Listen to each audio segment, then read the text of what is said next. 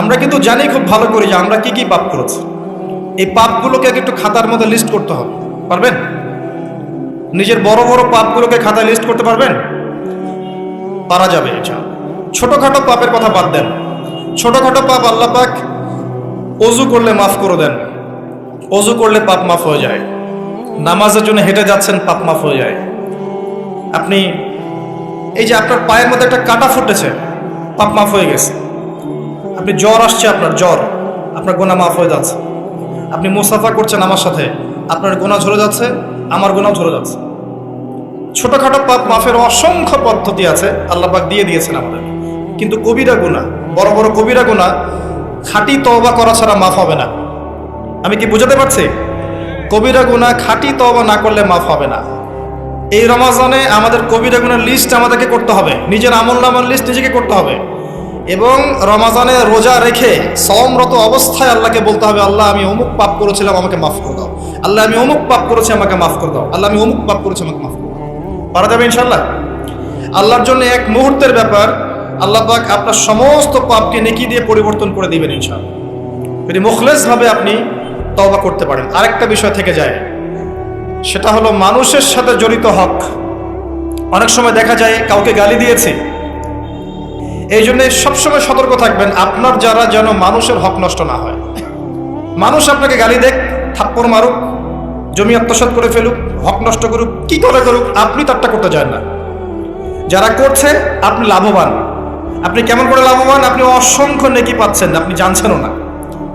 যেই আপনার বিরুদ্ধে মনে করেন আপনি নিষ্পাপ, আপনি মাজলুম, আপনি কোনো অন্যায় করেন নাই, আপনার বিরুদ্ধে জুলুম করা হচ্ছে, অপবাদ দেওয়া হচ্ছে, আপনাকে আন্ডারস্টিমেট করা হচ্ছে, ইত্যাদি ইত্যাদি, আপনি বসে বসে নেকি পাচ্ছেন, বসে বসে নেকি পাচ্ছেন। এবং পরকালে কিয়ামতের মাঠে উঠে দেখবেন অসংখ্য নেকি অটোমেটিক আপনার আমলনামায় চলে আসবে। তখন তারা আফসোস করবে, দুনিয়াতে এই কাজগুলো না করে ভালো কিছু করলে ভালো হতো।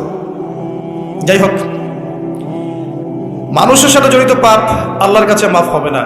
এই কারণে এই রমজান মাসে ওই লিস্টের মধ্যে থাকবে আমি কার কার ক্ষতি করেছি, থাকবেই। কিন্তু যতটুকু মনে পড়ে লিখে ফেলবেন। সুযোগ থাকলে সেটা ফেরত দিয়ে দিবেন।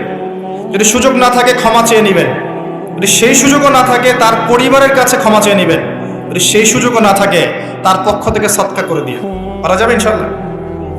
সেই সুযোগও নাই, তাহলে হাতটা তুলে তার জন্য দোয়া করবেন, আল্লাহ আমি আমার অমুক ভাইকে মিথ্যা অপবাদ দিয়েছিলাম, আল্লাহ তুমি তাকে মাফ করে দিন। আশা করা যায় আপনার গুনাহ আল্লাহ মাফ করে দিবেন ইনশাআল্লাহ। আসুন, রমজানের প্রথম কাজ এইটা, গুনাহ লিস্ট করা। একটু ধৈর্য ধরে বসেন। আমি অনেক ক্লান্ত, অনেক লম্বা সফর করে আসছি, এই জন্য আস্তে আস্তে কথা বলছি আর কি। তবে ইনশাআল্লাহ আজকে আমরা রমজানটাকে কিভাবে কাটাবো এবং কোরআনময় করে কিভাবে কাটাবো, কিছু উপকারী কথা আপনাকে বলবো ইনশাআল্লাহ তাআলা। আল্লাহ পাক আমাদেরকে আমল করার তৌফিক দান করুন। প্রথম কাজ পাপের লিস্ট করা, তারপরের কাজ হচ্ছে তওবা করা। রমজানে আমরা তওবা করব যে আল্লাহ পাক আমি দুনিয়াতে যত পাপ করেছি, জানা অজানা, ছোট বড়, প্রকাশ্য গোপন, যত পাপ করেছি, যা আমি জানি, যা আমি জানি না, যা তুমি আমার চেয়ে ভালো জানো, আল্লাহ মাফ করে দাও। পারা যাবে ইনশাআল্লাহ? খালি বলতে হবে আস্তাগফিরুল্লাহাল্লাযী লা ইলাহা ইল্লা হুয়াল হাইয়ুল কাইয়্যুম ওয়া আতুবু ইলাইহি, এটা পড়বেন। অথবা আল্লাহুম্মা আনতা রাব্বী লা ইলাহা ইল্লা আনতা খালাকতানি আনা আবদুক ওয়া আনা আলা আহদিক ওয়া ওয়া'দিকা মাস্তাতা'তু আউযু বিকা মিন শাররি মা সানা'তু আবুউ লাক বিনি'মাতিকা আলাইয়া ওয়া আবুউ বিযানবি ফাগফিরলি ফাইন্নাহু লা ইয়াগফিরু যুনুবা ইল্লা আনতা। পারা যাবে ইনশাআল্লাহ? হিসনুল মুসলিম, গুগল প্লে স্টোরে যান, একটা অ্যাপস আছে হিসনুল মুসলিম, একটা বই আছে, এটা কিনেন। সমস্ত দোয়া এখানে দেয়া আছে, দেখবেন আর পড়বেন, পকেটের মধ্যে রাখবেন, দেখবেন, পড়বেন। পারা যাবে ইনশাআল্লাহ? ইনশাআল্লাহ।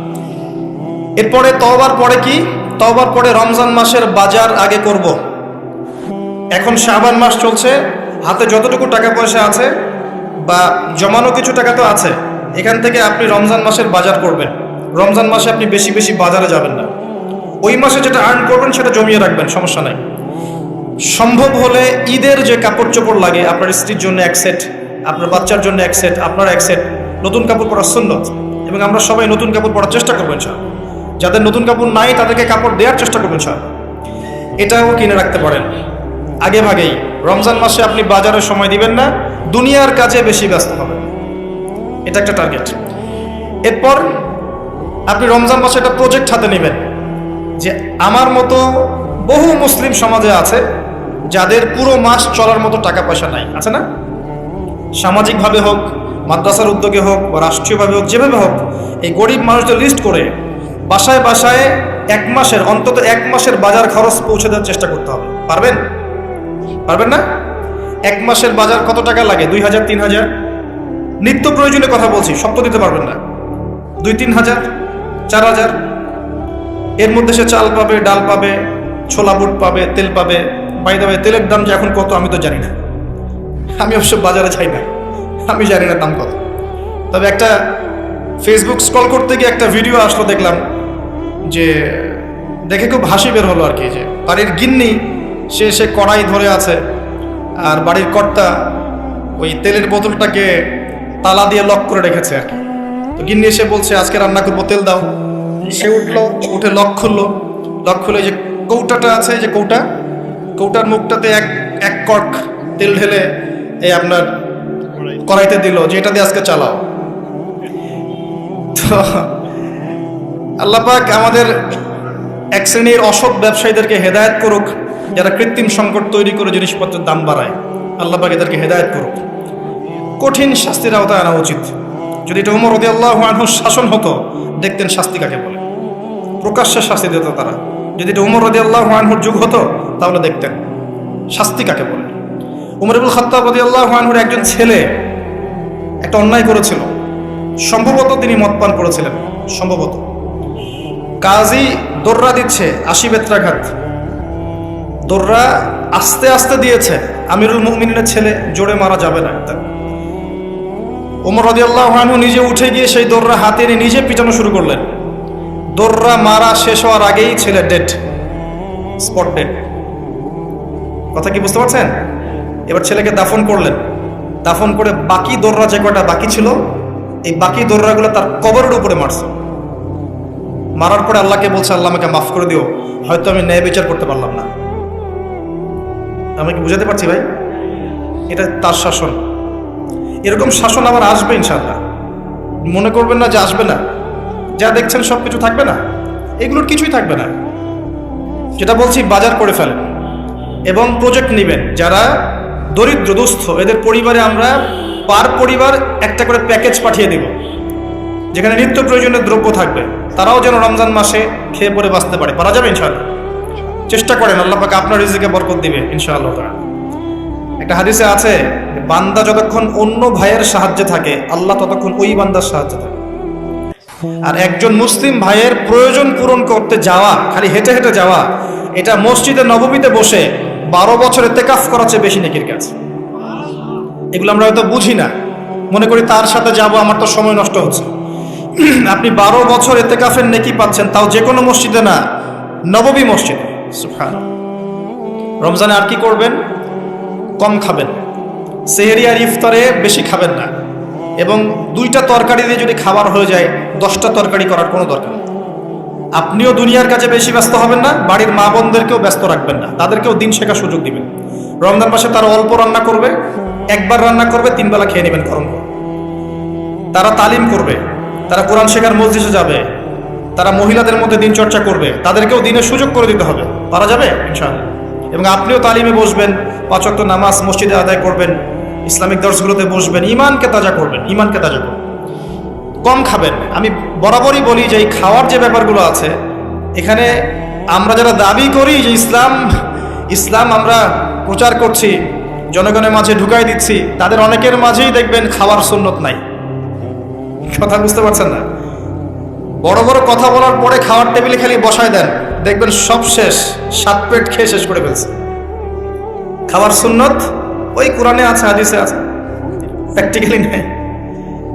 নবীজি কি বলেছেন? খেতে হলে, যদি খেতেই হয়, তাহলে 1 ভাগ পেটের 1 ভাগ, আরেক ভাগ পানি, আরেক ভাগ ফাঁকা। কি চাচ্ছেন সব লেখা আছে।